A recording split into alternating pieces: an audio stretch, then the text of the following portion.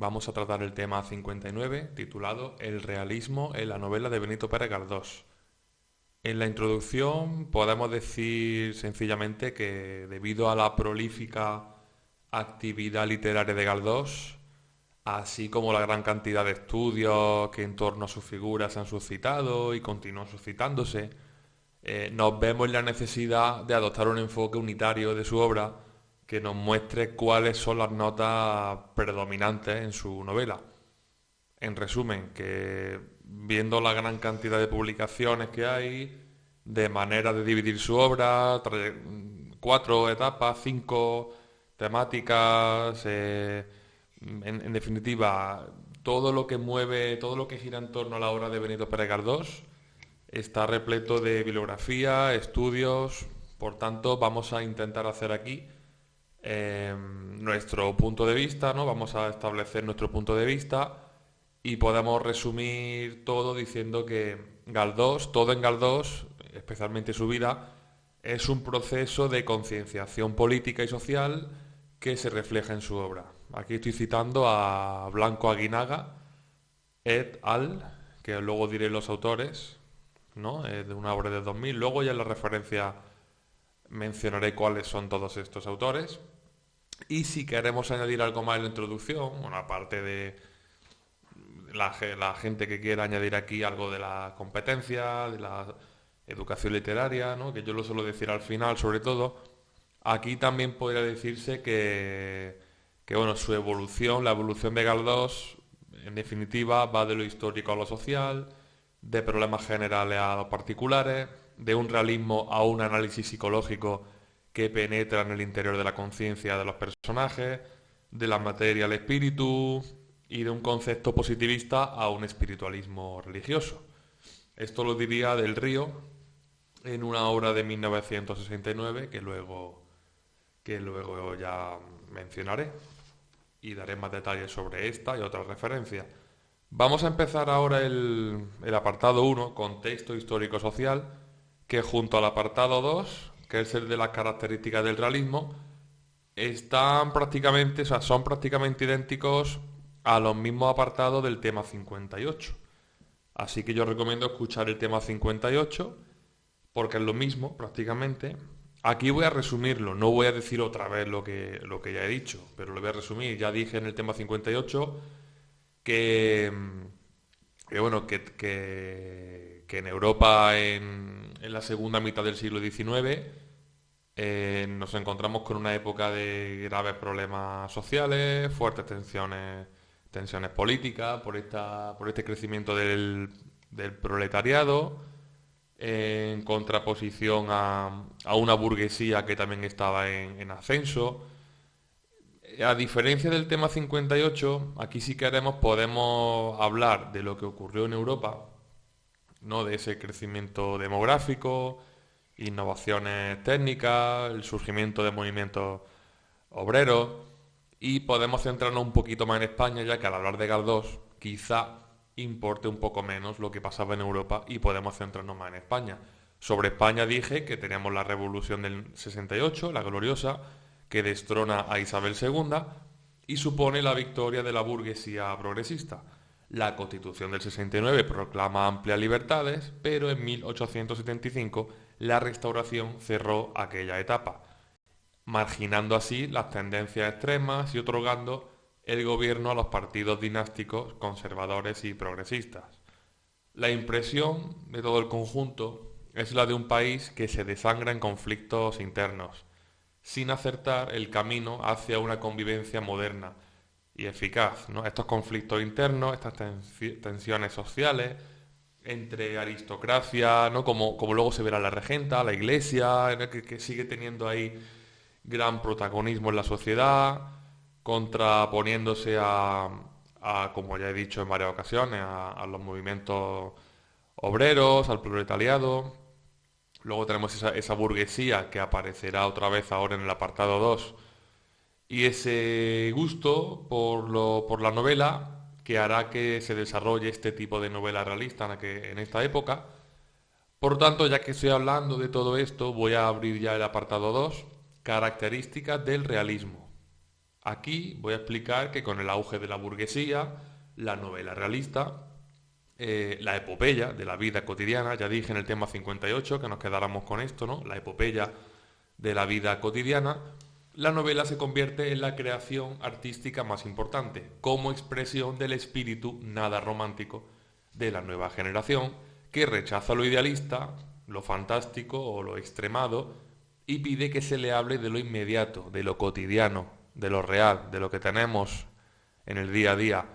Son, pues, características de la novela realista y de la narrativa en general realista la subordinación al gusto del público y la asignación de papeles de importancia a personajes burgueses. Aún así, la visión de la sociedad no está exenta de crítica, como ya veremos. Se confía, aunque se critique la sociedad, en cierto modo, se confía en el sistema, aún así, en algunas novelas. Los métodos de observación experimentales se convierten en modelo, como ya vimos, ¿no?, en el tema 58, gracias a esta influencia del positivismo, ¿no?, de obras como la de Darwin, la evolución de las especies, etcétera. Los personajes, lejos de ser misteriosos como los románticos, son bastante predecibles. El narrador busca la máxima objetividad, las descripciones son bastante objetivas y bastante rigurosas y exhaustivas.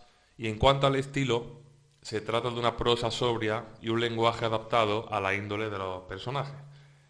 En definitiva, como ya expliqué en el tema 58, ¿no?, influencia en el contexto europeo del positivismo, de Darwin y su origen de las especies, Bernard y Mendel. Esto provoca que luego el novelista pretenda una observación, perdón, rigurosa de la realidad. La consolidación del poder de la burguesía en Europa vendrá luego también en España. En el 64, en 1864, se fundaría la primera Internacional de Trabajadores, ¿no? Esto, el apartado 1 y el apartado 2, como ya he dicho, lo que me haya dejado aquí lo vais a tener en la grabación del tema 58 y como no quiero repetirme, voy a centrarme ahora, habiendo dicho así por encima lo más importante, lo que sí o sí deberíamos saber, vamos a pasar ahora a lo nuevo, que es Benito Pérez Galdós, 1843-1920, apartado 3, Benito Pérez Galdós. 3.1, semblanza, ¿no?, algo de su vida, así grosso modo. Empezó a estudiar Derecho, sin embargo, pronto dejó de acudir a clase y llenó su tiempo en otras ocupaciones, como la lectura, la asistencia al Ateneo y las tertulias de los cafés. Al dedicarse a la vida nocturna, esto lo llevó a convertirse en un conocedor de la historia y la sociedad de su país, en especial la de su siglo XIX. En 1865 ingresa en el periódico La Nación, donde publicó 131 artículos. En este mismo periódico apareció en 1868 su traducción de los papeles póstumos del Club Pickwick, ¿no?, Pickwick Papers, de Charles Dickens. En 1867 viaja a París y durante su estancia en París descubrirá a Balzac. En 1870 publicaría su primera novela, La Fontana de Oro, que adquirirá pronto, digamos, fama en los círculos literarios y gracias a esto, pues Galdós empezó a ser conocido también fuera de España. Especialmente este conocimiento de Galdós vino a partir no solo ya de la Fontana de Oro, sino de los episodios nacionales, cuyo primer episodio data de 1873 y el último sería de 1912. Por otra parte, Galdós tomó parte activa en la vida del país. En 1897 ingresa en la RAE, donde leerá su discurso inaugural La sociedad presente como materia novelable. En 1912 es presentado como candidato al Nobel incluso, no obstante, debido a su polémica figura, será rechazado. Sin recursos ya y prácticamente ciego, sin vista, muere en 1920 en medio del clamor popular. Galdós era una figura bastante reconocida.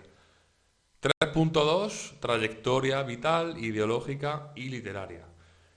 Aquí lo que he dicho antes, hay muchas propuestas para dividir su obra, muchísimas, no sabéis cuántas. Yo aquí he elegido la de Fuentes, luego citaré la obra, que distingue cinco periodos. El periodo revolucionario de 1868 a 1874, los primeros años de la Restauración de 1875 a 1878, la época del realismo de 1881 a 1891, el idealismo de 1891 a 1898 y el periodo ya último de militancia republicana desde 1898 hasta 1912, que es la fecha de su muerte. Ahora voy a explicar cada uno de estos periodos, ya explicando ya las obras que hay, características particulares, etcétera. Voy a empezar obviamente por la primera etapa, periodo revolucionario, 1868-1874. Novelas de esta época son La Fontana de Oro, ya dicha antes, La Sombra de 1871 y El Audaz, Historia de un radical de antaño de 1872. Y también correspondería la primera serie de los episodios nacionales, de 1873. Las obras de este periodo están escritas desde la perspectiva ideológica de una burguesía liberal todavía en marcha ascendente, centrándose en sus principales obstáculos, el radicalismo, la reacción y el proletariado militante, que con su creciente aparición histórica pretende realizar su propia revolución por encima de la burguesía. En La Fontana de Oro se propone descubrir los orígenes de los procesos ideológicos, políticos y sociales operantes en la España de la época a través de la interpretación del pasado reciente de un modo didáctico. El propósito de estudiar la Revolución Española se continúa en las dos primeras series de los episodios nacionales, escritas de 1873 a 1879. En La Sombra vemos un puente, ¿no? O sea, vemos una especie de puente entre el romanticismo y el realismo, ya que en ella se da cabida a los sueños, alucinaciones y desdoblamientos de personajes que viven en una realidad imaginaria. Vamos ahora con los primeros años de la Restauración, de 1875 a 1878. Aquí tenemos sus novelas de tesis. Aquí destacamos Doña Perfecta, de 1876, Gloria, de 1876 al 77, Marianela, de 1878, y La familia de León Roch, de 1878, y también la segunda serie de los episodios nacionales. En estos años, las ideas profesadas en torno a la clase media de la época anterior entran en conflicto con lo que ha llegado realmente a ser. La clase media se ha convertido en una clase inmovilizada por el fanatismo y los prejuicios tradicionales, una clase que lleva al suicidio a los que dentro de ella personifican el progresismo y el espíritu liberal. Estas novelas son consideradas las novelas de tesis porque encontramos, ¿no? Se plantea la lucha de la burguesía por salvar los obstáculos que se encuentran en su camino. A excepción de Marianela, en todas ellas predomina el problema religioso, ¿no? La cuestión religiosa, que estuvo en boga, estuvo de moda en toda la década de los 70, preocupando por igual a ambos bandos, tanto al tradicionalista como al progresista. Doña Perfecta, por ejemplo, una obra de las más conocidas de esta época, trataba de la voluntad de poder y de la oposición entre la religión y el progreso. Con Doña Perfecta, Galdós encuentra la fórmula de su arte, que consiste en la fusión de lo social y lo individual en el carácter, en la personalidad del ser, reflejando al mismo tiempo el ambiente donde ese carácter se ha formado. Una característica principal en este tipo de composiciones es el maniqueísmo, la oposición de contrarios, también la aparición sin rasgo de personajes sin rasgo inherente, una abundancia del monólogo, ya que cada personaje representa una ideología, y también del discurso aclaratorio. En el caso de Marianela, se diferencia de las otras en que Galdós abandona el problema religioso para abordar el social. La idea central es la del poder liberador de la ciencia, representada por el médico Teodoro Golfín, que devuelve la vista a Pablo, aunque esto provoca que el desenlace de la historia sea que la visión de Pablo suponga el fin de la historia de amor entre él y Marianela. Vamos ahora con la época del realismo. Aquí tenemos obras como La desheredada, publicada en 1881, hasta Realidad de 1889. Como rasgos de esta época encontramos ya la introducción de elementos naturalistas, ¿no? Esto consistiría en la incorporación de aspectos sórdidos de la realidad física y psicológica, y una inclinación hacia la herencia y el determinismo social como factores condicionantes de la conducta humana. Se va a desplazar ya la novela a los barrios bajos y se va a negar el Madrid alto. También tenemos un paso de lo abstracto a lo concreto, ¿no? Se abandonan las ciudades ficticias para centrarse en el Madrid concreto del siglo XIX. La visión de la realidad cambia, de cerrada y jerárquica pasa a ser fluida y constante, y ya se empieza a conceder importancia a la movilidad social. En cuanto a la presentación de los personajes, deja de ser tendencioso para ser más sutil. Da información a través de indicios. El diálogo se vuelve más realista, dando paso al modo de hablar popular, se explota la técnica de reaparición de personajes y, por otra parte, se percibe un cambio en el estilo, en el tono y en el tema, ya que es más objetivo y discursivo. La cuestión religiosa pierde predominio y empieza a haber un mayor protagonismo de las dolencias sociales. Centradas en Madrid, las novelas de esta etapa reflejan un mundo donde imperan la especulación y la corrupción. Y bueno, aquí tenemos ya un enlace entre la historia cronológica, la historia real y la historia de la novela. No hay una unión simbólica entre una y otra. Y hombre, obras de esta época, aparte de La desheredada y Realidad, aquí he dejado lo mejor para el final de este apartado, que es Fortuna de Jacinta, que no podía faltar. Una de las mejores obras en lengua española, junto al Quijote, junto a La Regenta. ¿Veis? La Regenta también de esta época. Es que en esta época la novela española tiene un boom que creo que ya no ha vuelto a tener.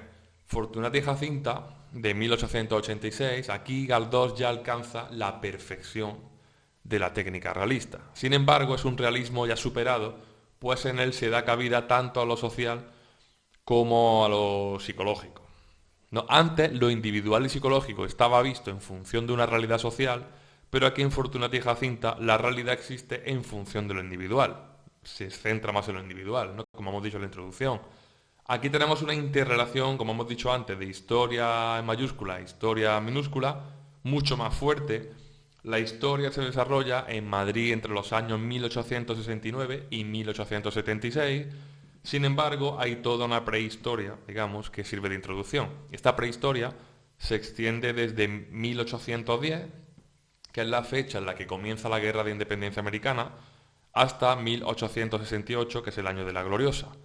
Algunos de los hechos más notables de la novela coinciden con importantes eventos históricos. Es la novela de Madrid. Por un lado aparecen ámbitos madrileños, como la Plaza Mayor, la Plaza de Pontejos, y por otro lado aparecen reflejados los valores burgueses, la religión, vivida sin intensidad ni sinceridad, el honor, un sentimiento convencional, y la familia, que supone un negocio. Los personajes principales siempre se encuentran estructurados en torno al triángulo, a la forma geométrica del triángulo, como Fortunata, Jacinta, Juanito, Juanito, Fortunata y Maxi, Aurora, Fortunata, Juanito, ¿no? Siempre hay una conexión entre tres, hay un realismo total, ¿no? Total, donde se entretejen sueños con símbolos, deseos, que todo entreteje un conglomerado de confusiones, ya que es muy, muy realista en ese aspecto. Hay mucha simbología, ¿no? El agua como símbolo de la vida, del amor, de la pasión. Por ejemplo, Fortunata está viendo el escaparate de una tienda de fontanería y acto seguido aparece Juanito. Ahí aparecen los sueños, aparecen los sueños de Jacinta, por ejemplo, que tiene un sueño erótico maternal. El narrador se considera un historiador, como hemos dicho antes, y abunda sobre todo el monólogo interior de los personajes, que hablan sobre todo a través de este monólogo interior. Y a partir de este monólogo interior conocemos en profundidad, ¿no? cómo son, cómo piensan. Encontramos ya por último una doctrina del error, ¿no? Los errores de los personajes galdosianos se manifiestan en situaciones como en Feijó, que muere a consecuencia de sus relaciones con Fortunata, la destrucción física y moral de Juanito, que acaba solo, ¿no? La soledad, la consecuencia de sus actos. Moreno, ¿no? Moreno Isla morirá a causa de la pasión que siente por Jacinta. Esto ya lo vimos, ¿no? Esa relación entre causa-efecto muy presente en la literatura española. No recuerdo en qué obra se daba esto de la relación causa-efecto. Creo que era en la Celestina, si no recuerdo mal. Sí, creo que era ahí. Quizá lo tomó de ahí, no sé. Esto sería, bueno, de Fortunata y Jacinta, es que me quedo corto. Es que como me pongo a hablar de Fortunata y Jacinta, tenemos que hacer un tema como el Quijote que sea Fortunata y Jacinta, tema 73. Pero es que ya tenemos que seguir hablando, entonces es que el tiempo se nos acaba. Es una pena que no podamos seguir hablando más, pero es lo que hay. Vamos con el idealismo, 1891-1898, como he dicho antes. Abriría el grupo de novelas escritas en este periodo Ángel Guerra, del 91, y lo cerraría El abuelo, del 97. También destacamos Nazarín, del 95. Aquí en estas obras Galdós vuelve al idealismo de sus primeras novelas, aunque de distinto signo, ya que miran al futuro, en lugar del pasado. Sus personajes son quijotescos y se estrellan contra el materialismo de la sociedad. Galdós propone como solución al problema social un socialismo evangélico que, sin embargo, conduce a sus personajes al fracaso. En estos años, Galdós se dedicará igualmente a la creación de dramas y comedias. Su obra dramática, de hecho, tuvo una gran trascendencia en el teatro español, ya que supuso un paso definitivo hacia la modernización de diálogos y situaciones. En el último periodo, militancia republicana, ya al final de su vida, la redacción de los episodios nacionales, seguida de los dramas y de las comedias que seguía redactando, ocupará todo su tiempo. Escribió solo 3 novelas en este periodo: Casandra, de 1905, El caballero encantado, de 1909, y La razón de la sinrazón, de 1915. Coincidiendo con el desastre del 98, Galdós da una nueva dirección a su vida y a su obra. Obras de teatro como Electra, de 1901, y Cassandra, también se llama igual que la novela, de 1910, serán medios de combate a favor del republicanismo. La primera de ellas, ¿no? Electra, abiertamente anticlerical, unió a Galdós con los jóvenes escritores del momento, los llamados modernistas, y que posteriormente constituirán la generación del 98, como Baroja o Azorín, quienes fundaron una revista precisamente con el nombre de Electra, de esta obra de teatro. Aspectos 98istas básicos presentes en Galdós son Castilla, lo castellano en su paisaje, por ejemplo, y también se encuentra el concepto de un amuniano, digamos, de intrahistoria. El motor de la historia es ahora el pueblo. En 1898, en esta etapa, retoma, como hemos dicho, los episodios nacionales. Sin embargo, su visión de la vida española ya es otra, pues la burguesía, en la que confiaba como agente de cambio, había traicionado los ideales de la Revolución del 68. Y estos últimos episodios penetran más en la realidad española, carecen del romanticismo efectista de la primera época, a la vez que los recursos de narrador se han enriquecido. Esto en cuanto a la última etapa. Ya hemos explicado todas las etapas que hemos mencionado. Vamos ahora con un 3.3 llamado Teoría de la novela. La teoría de la novela, este apartado habla de la teoría de la novela según Galdós, centrándonos en 4 aspectos fundamentales, en 4 puntos. El primero, destacamos un ensayo titulado Observaciones sobre la novela contemporánea en España, de 1870. En este ensayo proponía, a la hora de novelar, como principal fuente de inspiración la clase media, sus ideales, aspiraciones, vida pública y doméstica, actividades y problemas. Esto aparece también en algunas novelas. Yo me estaba leyendo hace poco Tormento, y creo que en esta obra, en Tormento, también dice algo así, ¿no? Como que la clase media, pero en boca de un personaje, porque él suele hablar muchas veces en boca de un personaje, dice lo mismo, que la clase media es la inspiración. No recuerdo muy bien qué personaje era, pero decía más o menos lo mismo. En el prólogo, este es el punto 2, en el prólogo El sabor de la tierruca de Pereda, de 1881, hace ilusión a varios aspectos. La reproducción de lo natural, la combinación de verdad más fantasía y el acierto de introducir el lenguaje popular en el literario y el diálogo como el medio ideal para ello. Y también destaca la observación de la realidad, en este prólogo que hemos dicho. El punto 3 sería el discurso de ingreso a la Real Academia de 1897 titulado La sociedad presente como materia novelable.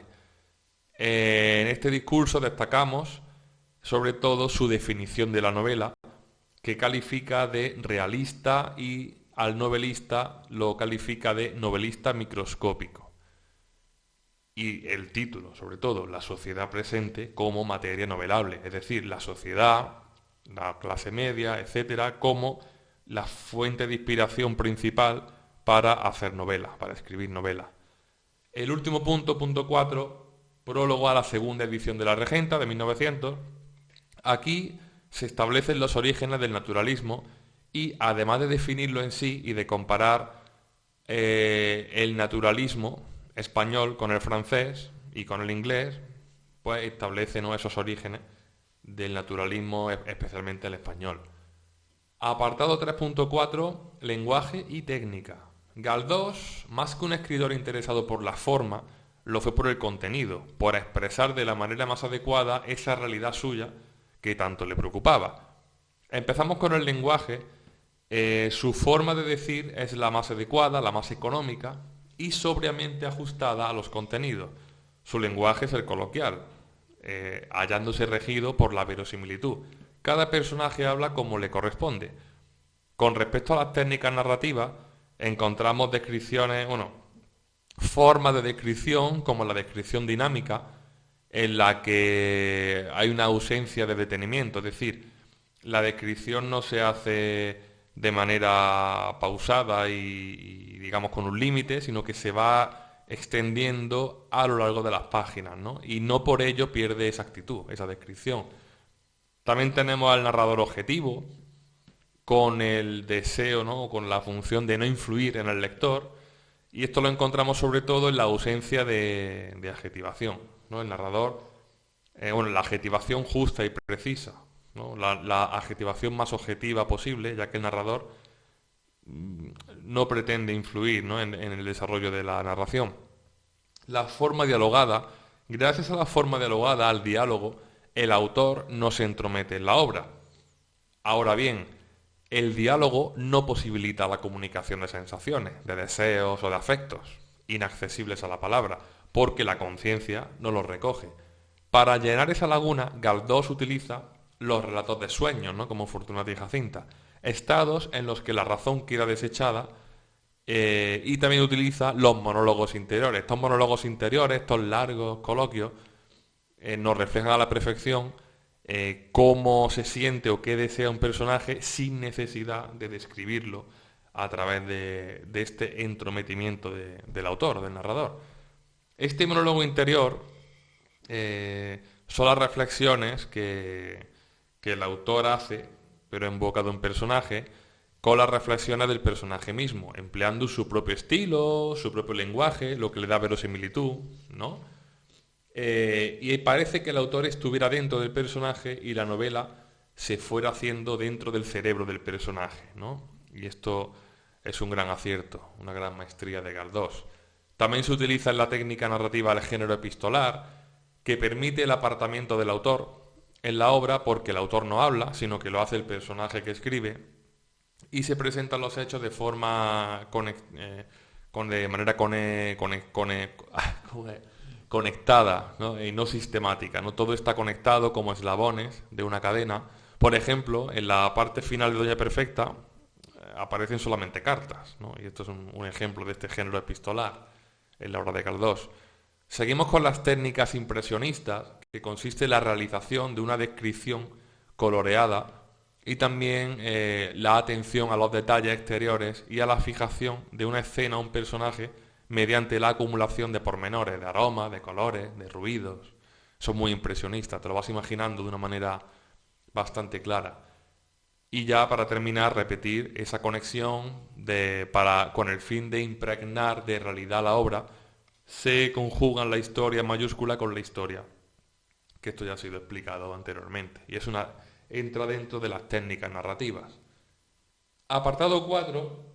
Yo he querido incluir un apartado 4 titulado Galdós y los escritores realistas, simplemente para conectar a Galdós elementos en común y diferencias con otros grandes del realismo. Empezamos con Balzac. Coincide con Balzac en que los personajes no se circunscriben a un libro, sino que se crea la impresión de un mundo propio y autosuficiente. Un mundo donde el personaje no vive limitado a un círculo reducido. La reaparición de personajes contribuye a humanizarlos, ¿no? A que te caigan bien, te caigan mal, y permite verlos como a los hombres se les ve en la vida cotidiana, ¿no? A través de miradas diversas, momentos distintos, ¿no? También tenemos la interpolación de reflexiones morales. Tanto Balzac como Galdós critican la sociedad y luego también lo folletinesco que se impone por el gusto de la época. Y en esta crítica a la sociedad no se intenta solo alterar la sociedad en su conjunto, sino incluso a cada uno de los seres que forman la sociedad. Diferencias con Balzac. Balzac lleva a sus novelas sus preocupaciones financieras y Galdós no tiene estos agobios económicos. Y la imaginación de Balzac se desborda mucho más que la de Galdós, provocando incluso que le falle la memoria en algunas ocasiones y haya incongruencias. En Galdós esto no pasa. Luego tenemos con Dickens coincidencias, pues el humor, la ternura, la facilidad para conseguir desenlaces imprevistos y plausibles. Ambos supieron reflejar correctamente el mundo de la infancia. Con respecto a las diferencias, lo cómico en Galdós procede de condiciones universales humanas, mientras que en Dickens lo hace de circunstancias, no viene de circunstancias locales, sociales y convencionales, más concretas. En Dickens existe una tendencia hacia lo neurótico, las exageraciones, lo morboso incluso, y sus personajes son buenos o malos, poco flexibles, mientras que en Galdós no encontramos esto. Hablando ahora de Dostoyevsky, coinciden en que Galdós tenía una mirada profunda y una perspectiva múltiple, como Dostoyevsky, y a diferencia de Dickens y Balzac. Y también que no recreaba personajes rígidos, monoplánicos, sino que su carácter dependía del punto de vista de los demás personajes. En esto fueron maestros los rusos, en especial Dostoyevsky y también Galdós. ¿Diferencias con Galdós? Pues que el escritor ruso se interesaba por personajes con problemas excepcionales, mientras que los de Galdós están sumergidos en problemas cotidianos, ¿no? Bastante cotidianos. Hablando ahora de Cervantes, que no es realista, pero es que Galdós, tenemos que destacar que Galdós fue un grandísimo lector de Cervantes desde sus primeros años, y este hecho no puede dejar de influir en su obra, hasta tal extremo que su forma de narrar, la de concebir personajes e incluso la estructura novelesca están en buena parte aprendidas de Cervantes. Ambos sienten una actitud entrañable hacia el hombre, no hacia la humanidad en abstracto, y procuran integrar lo real y lo maravilloso. Recordemos cómo aquellos personajes cervantinos que transgredían el orden natural eran castigados por la naturaleza, no como Grisóstomo, o como los personajes de Fortunata y Jacinta y muchas de sus obras. Del naturalismo en general, ya para terminar, tomó el procedimiento experimental detallista, la intuición de buscar el sentido del humano integral en lo más bajo y miserable, y la importancia de considerar al individuo en relación con el hecho social, pero rechazó del naturalismo su concepto mecánico de la vida, el determinismo, frente al cual esgrimía la individualidad y la libertad, algo fundamentalmente cervantino y propio del naturalismo español.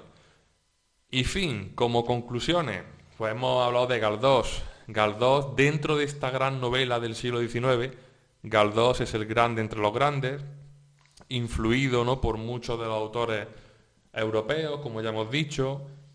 Ha conseguido que una de sus obras, Fortunata y Jacinta, sea, junto al Quijote, una de las más representativas de las letras hispánicas. En definitiva, es un tema que para la educación literaria y para la competencia en conciencia y expresión culturales, pues sea un tema clave. Conocer a Galdós y su obra es de obligado aprendizaje para cualquier amante o aficionado a la literatura. y a la cultura española en general. Como referencia bibliográfica, la que he dicho antes de Blanco Aguinaga et al., pues es Blanco Aguinaga, Rodríguez Puertolas y Zabala, Historia Social de la Literatura Española en Lengua Castellana, volumen 2, editorial Acal, Casalduero, Vida y obra de Galdós, de Gredos, Del Río, que es este que he dicho antes en la introducción, Galdós, la novela y el espíritu de su época, en Estudio Galdosiano se encuentra este artículo. De Fuentes tenemos Papeles de Son Armadans, volumen, ¿no? O tomo, creo que es, no, número 192, y volumen, creo que era el volumen, no recuerdo qué volumen era. Bueno, sí, es el número 192, creo que con eso es suficiente. Bueno, Papeles de Son Armadans es la revista o la obra en la que se encuentra su estudio titulado El desarrollo de la problemática político-social en la novelística de Galdós. Luego de Gullón, Galdós, novelista moderno de Gredos, y obviamente aparece aquí Shaw, Historia de la literatura española 5, el siglo XIX, de Ariel. Y con esto cerramos el tema 59.